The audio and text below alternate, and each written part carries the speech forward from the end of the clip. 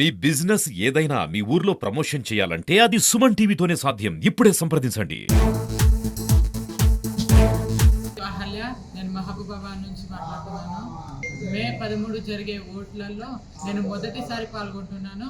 నేను ఎటువంటి డబ్బుకు ఆశించకుండా నా ఓటును నేను స్వేచ్ఛగా వేయబోతున్నాను.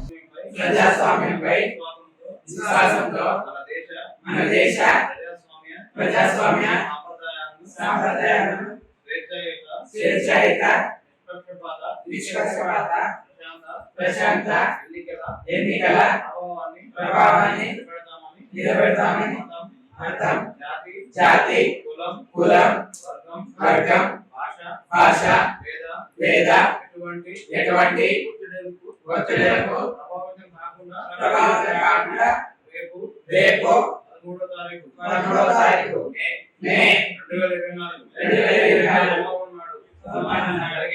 జరిగే భారత లోక్సభ సాధారణ ఎన్నికల్లో ఓటు హక్కుని ఖచ్చితంగా నిర్వహించుకొని నేను ఓటు వేస్తానని ఎలాంటి ప్రలోభాలకు లేకుండా ఖచ్చితంగా ఓటు వేస్తానని నిర్భయంగా ఇది మూలంగా నేను నమ్ముకున్న ప్రజాస్వామ్యంపై నేను ఓటు వేస్తున్నాను. టోటల్ ఓటర్స్ చూస్తే మనకు 15,32,366 ఉన్నాయి. ఇప్పుడు నిన్నటి దాకా జరిగిన మన నామినేషన్ ప్రాసెస్ లో 30 క్యాండిడేట్స్ 50 సెట్స్ ఫైల్ చేశారు. దాంట్లో 5 నామినేషన్స్ రిజెక్ట్ చేయడం జరిగింది. దాని తర్వాత 2 మంది విత్డ్రా అయ్యారు. ఇప్పుడు ఫైనల్ మనకు 23 మంది 23 క్యాండిడేట్స్ ఫైనల్ గా ఉన్నారు. ఇప్పుడు వచ్చిన ఎలక్షన్స్ కోసం జిల్లా యంత్రాంగం తరఫున మనం సిద్ధం ఉన్నాము. అన్ని రంగంలో ఇప్పుడు ఇంతకుముందు కూడా మీ అందరితో ఇంతకుముందు కూడా ప్రెస్ కాన్ఫరెన్స్ పెట్టడం జరిగింది. దాంట్లో కూడా మనం డీటెయిల్గా ప్రతి అంశం పైన చెప్పడం జరిగింది. అశ్వర్ ఫెసిలిటీస్ పైన మనం ప్రత్యేకంగా దృష్టి పెట్టి ఈసారి కూడా ప్రతి పోలింగ్ స్టేషన్లో ఏదైతే ఫెసిలిటీస్ ఈసీఐ క్రమంగా ఉండాలి ఆ ఫెసిలిటీస్ ఖచ్చితంగా ఉండేటట్టుగా మనం కూడా ఇక్కడ ప్లానింగ్ ఏర్పాటు చేశాము. దానికి ఇంప్లిమెంటేషన్ కూడా పకడ్బందీగా జరుగుతుంది. ఈ క్రమంలో మన జనరల్ అబ్జర్వర్ గారు కూడా రెగ్యులర్ గా పోలింగ్ స్టేషన్స్ విజిట్ చేస్తూ ఇన్స్పెక్షన్స్ చేస్తూ ఏదైనా సలహాలు సూచనలు ఉంటే దాని క్రమంగా మేము కూడా ఫాలో అయ్యి ఈ పోలింగ్ స్టేషన్స్ కి 100% ఎట్లా ఉండాలని మనం అదే విధంగా ఫాలో అవుతున్నాం. దీంతో పాటు మనము వెబ్ కాస్టింగ్ కూడా పోలింగ్ స్టేషన్స్ కి చేస్తున్నాము. సో ప్రతి పోలింగ్ వీలున్నంత వరకు మనం ఈ వెబ్ కాస్టింగ్స్ కూడా చేయబోతున్నాను. దాంతో పాటు ఇప్పుడు మనకు ముఖ్యంగా ఏదైతే క్రిటికల్ అండ్ వల్నరబిలిటీ స్టేషన్స్ ఉన్నాయో సో క్రిటికల్ పోలింగ్ స్టేషన్స్ మీద స్పెసిఫిక్ గా దృష్టి పెట్టి పోలీస్ మెజర్స్ తో పాటు సివిల్ మెజర్స్ కూడా ఇంప్లిమెంట్ చేయబోతున్నాను. సో నేను ఎస్పీ గారికి పోలీస్ పరంగా నేను మిగతా 4 అసెంబ్లీ లోక్సభ అసెంబ్లీ సెగ్మెంట్స్ కోసం ఎలక్షన్ ఎక్స్పెండిచర్ అబ్జర్వర్ గా డెప్యూట్ చేయడం జరిగింది. I'm Ramkumar Gopal from 2015 batch of Indian Revenue Service Customs. I have been deputed the 4 assembly constituencies: Mulugu, Pinnapaka, Ellandu, and Bhadraj. ఈ press conference కి చేసిన గౌరవ SP గారికి కూడా స్వాగతం పలుకుతున్నాను. అదేవిధంగా అడిషనల్ డైరెక్టర్ గారికి మరియు మీడియా మిత్రులందరికీ నమస్కారం. సో ఈరోజు మన పార్లమెంటరీ కాన్స్టిట్యూన్సీకి సంబంధించిన అందరూ జనరల్ అబ్జర్వర్స్ ఇక్కడికి వచ్చే ముందు పొలిటికల్ పార్టీ క్యాండిడేట్స్ తో కూడా డీటెయిల్ గా మీటింగ్ పెట్టడం జరిగింది. ఆ మీటింగ్ లో జనరల్ అబ్జర్వర్ గారు డీటెయిల్ గా వాళ్ళకి ఎల్సిసి మరియు మిగతా ఎలక్షన్ సంబంధించిన ఆస్పెక్ట్స్ పైన వాళ్ళకి వివరణ ఇవ్వడం జరిగింది. అదే క్రమంగా పోలీస్ అబ్జర్వర్ గారు కూడా లా అండ్ ఆర్డర్ మరియు బందోబస్తు అన్ని విషయం పైన వాళ్ళకి మన కాన్స్టిట్యూన్సీ పరంగా ఎట్లా ఉంది పరిస్థితి అని వాళ్ళకి కూడా అవగాహన జరిపి ఏదైతే ఈసీఐ క్రమంగా ఇన్స్ట్రక్షన్స్ ఉన్నాయో వాటి గురించి కూడా చెప్పడం జరిగింది. దాంతో పాటు ఇద్దరు ఎలక్షన్ ఎక్స్పెండిచర్ అబ్జర్వర్స్ కూడా డీటెయిల్ గా ఎలక్షన్ ఎక్స్పెండిచర్ పరంగా ఎట్లా చేయాలి వాళ్ళకి కూడా డీటెయిల్ గా ఏదైతే మనకు ఈసీఐ ఇన్స్ట్రక్షన్స్ ఉన్నాయో దానికి సంబంధించిన డీటెయిల్ గా వాళ్ళందరికీ చెప్పడం జరిగింది. ఈ క్రమంలో నేను పార్లమెంటరీ కాన్స్టిట్యూన్సీ సంబంధించిన బేసిక్ డీటెయిల్స్ మన దగ్గర ఇప్పుడు 1809 పోలింగ్ స్టేషన్స్ ఉన్నాయి. 1809 polling stations 1174 polling stations locations లో ఉన్నాయి. దీంట్లో మనకు ముఖ్యంగా 335 క్రిటికల్ పోలింగ్ స్టేషన్స్ ఉన్నాయి. టోటల్ ఓటర్స్ మనకు 15,32,366. దీంట్లో మనకు male voters 7,47,836, female voters 7,84,424. Overall గా మన దగ్గర service voters 1,492, PW voters 33,180. Total already చెప్పడం జరిగింది. మన దగ్గర టోటల్ ఓటర్స్ చూస్తే మనకు 15,32,366 ఉన్నాయి.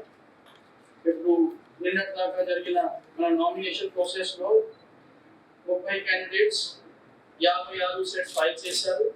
దాంట్లో 5 నామినేషన్స్ రిజెక్ట్ చేయడం జరిగింది.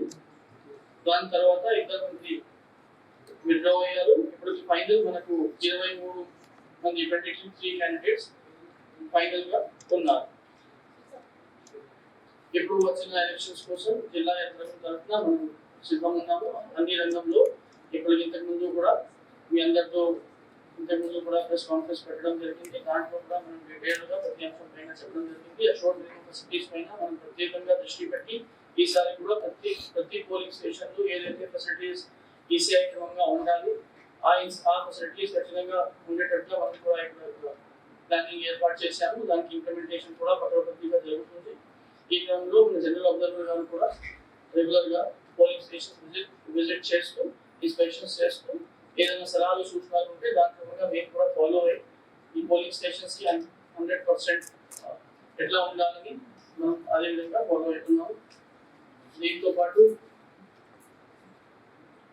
మనము వెబ్ కాస్టింగ్ కూడా పోలింగ్ స్టేషన్స్ కి చేస్తున్నాము. సో ప్రతి పోలింగ్ వీలున్నంత వరకు మనం ఈ వెబ్ కాస్టింగ్స్ కూడా చేయబోతున్నాము.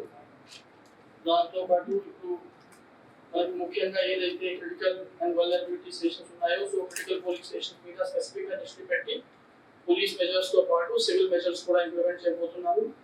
సో నా నేను ఎస్పీ గారికి పోలీస్ పరంగా అందరికీ బ్రీఫ్ చేయమని కోరుతున్నాను. వనరులు అనేది మన జిల్లాలో కూడా ఏ కాన్స్టిట్యూన్స్ విత్ పార్లమెంట్ కాన్స్టిట్యూన్స్ 7 కాన్స్టిట్యూన్స్ కూడా ఎక్కడ కూడా వనరబుల్ పోలింగ్ స్టేషన్స్ అనేది లేవు. క్రిటికల్ పోలింగ్ స్టేషన్స్ అనేది అక్కడ లాస్ట్ ఎలక్షన్ ఓటు ఎక్కువబడి ఒకే క్యాండిడేట్ ఓటు ఎక్కువబడడం కానీ 75% కంటే ఎక్కువ తర్వాత అక్కడ ఎలక్షన్ టైంలో ఏమైనా గొడవ ఆడడం కానీ లేకుంటే మనీ డిస్ట్రిబ్యూషన్ చేయడం కానీ ఇంకా వేరే ఏదో ఒక 7 కండిషన్స్ ఉన్నాయి. ఆ కండిషన్ బేస్ చేసుకుని మన దగ్గర క్రిటికల్ పోలింగ్ స్టేషన్స్ అనేది చేయడం జరిగింది. 335 పోలింగ్ స్టేషన్లు జిల్లా లోపల క్రిటికల్ పోలింగ్ స్టేషన్స్ గా ఐడెంటిఫై చేయడం జరిగింది పార్లమెంట్ కాన్స్టిట్యూన్స్. ఇక్కడ సాధారణ డైరెక్షన్ కమిషన్ క్రమంగా అదేవిధంగా ఎలక్షన్ కమిషన్ ఆఫ్ ఇండియా యొక్క డైరెక్షన్స్ క్రమంగా ఇక్కడ స్పెషల్ గా కేర్ తీసుకోండి. ఖచ్చితంగా ప్రతి చోట కూడా మైక్రో అబ్జర్వర్ అపాయింట్ చేయడం జరుగుతుంది. అదేవిధంగా పోలీసు వాళ్ళ సైడ్ నుండి ఏదైతే సెంట్రల్ ఫోర్స్ ఉందో వాళ్ళు ప్రత్యేకంగా క్రిటికల్ పోలింగ్ స్టేషన్ దగ్గర డిప్లాయ్ చేయడం అనేది జరుగుతుంది. అదేవిధంగా తర్వాత సీసీటీవీ కెమెరాస్ అనేది ప్రతి చోట కూడా దాదాపుగా మన దగ్గర అన్ని కూడా జిల్లా లోపల ఎన్నైతే మనకు ఉన్నాయో కొత్త పార్లమెంట్ కాన్స్టిట్యూన్స్ సంబంధించి అవన్నీ కూడా వెరిఫై చేయడానికి ప్రయత్నిస్తున్నాం కూడా చేయడం జరుగుతుంది. మేము ప్రజలను తర్వాత మీ సైడ్ నుండి కోరేది ఒకటే, కొన్ని ఫేక్ న్యూస్ వస్తుంటాయి, దయచేసి వాటిని నమ్మొద్దు. ఏదైనా సందేహాలు ఉంది ఎక్కడ నిజంగా మీకు బాగా కన్ఫామ్ గా ఏదైనా రియలిస్టిక్ గా ఇన్ఫర్మేషన్ మీకు ఉన్నట్లయితే తరఫున కానీ జనరల్ అబ్జర్వర్ కానీ కలెక్టర్ గారు కానీ యావలో కానీ ఇచ్చినట్లయితే మేము మా దగ్గర ఉన్నాం. మాకు ఫ్లైంగ్ స్టార్ టీం ఉంది, ఎస్ఎస్టీ టీం ఉంది, వీటి టీం చాలా టీమ్స్ గ్రౌండ్ లెవెల్లో పనిచేస్తున్నాయి. షెడ్యూల్ వచ్చిన రేట్ నుండే పనిచేస్తున్నాయి. ఆ టీమ్స్ అక్కడ పంపించేసి అక్కడ ఏం జరుగుతుంది అదంతా చూసుకొని లీగల్ గా యాక్షన్ తీసుకోవడం అనేది జరుగుతుంది. ఇవి ప్రధానంగా ఉన్న అంశాలు. తర్వాత ఏఎంఎఫ్ విషయంలో కూడా కొన్ని చోట్ల జనరల్ అబ్జర్వర్ గారు విజిట్ చేశారు. చేసినప్పుడు అక్కడ చిన్న చిన్న ఏదైనా మైనర్ రిపేర్స్ కావచ్చు, లేకుంటే ఏదైనా ఇంకా మీకు వచ్చిన అంశాలు ఉంటే దానికి డైరెక్షన్స్ క్రమంగా ఖచ్చితంగా అవన్నీ కూడా ఫాలో అవుతాం. మీ సైడ్ నుండి మాకు ఫేక్ న్యూస్ విషయం లోపల కూడా కొన్ని ఫేక్ న్యూస్ వస్తుంటాయి.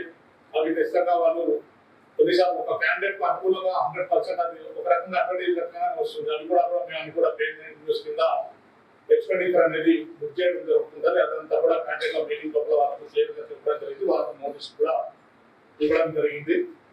ఎలక్షన్ అనేది మీ సహకారంతో, ప్రజల సహకారంతో, అందరితో కోరేది ఏంటంటే మీరు అందరూ కూడా సహకరించాలి. ఖచ్చితంగా క్లియర్గా ఎలక్షన్ కండక్ట్ చేయడానికి ఏదైనా ఇష్యూ ఉంటే దయచేసి మా నోటీస్ చేయవచ్చు, ఇబ్బంది లేదు. ఇది ప్రధాన అంశాలు. కాబట్టి మీరందరూ కూడా విలువగానే ఈ సమావేశానికి విచ్చేసినందుకు అదేవిధంగా మీకు రిక్వెస్ట్ మా తరఫు నుండి, తర్వాత ప్రజల తరఫు నుండి ఎవరు కూడా డబ్బులు కానీ ఇంకా ఇతర ప్రలోభాలకు లోటు కాకుండా తమ ఓటు హక్కును ఫేర్గా సద్వినియోగం చేసుకోవాలని చెప్పి కోరుతున్నాం. ప్రతి ఒక్కరు కూడా ఖచ్చితంగా ఓటు లోపల 18 నుండి ఆ పైన ఉన్న వాళ్ళందరూ కూడా తమ ఓటు హక్కును నిజాయితీగా వేసుకోవాలని చెప్పుకుంటూ మీరందరూ వచ్చినందుకు అందరికి ప్రత్యేకంగా ధన్యవాదాలు చెప్తూ మరియు సామాన్లకు ప్రత్యేకంగా ధన్యవాదాలు చెప్తూ చూస్తున్నాం. Thank you.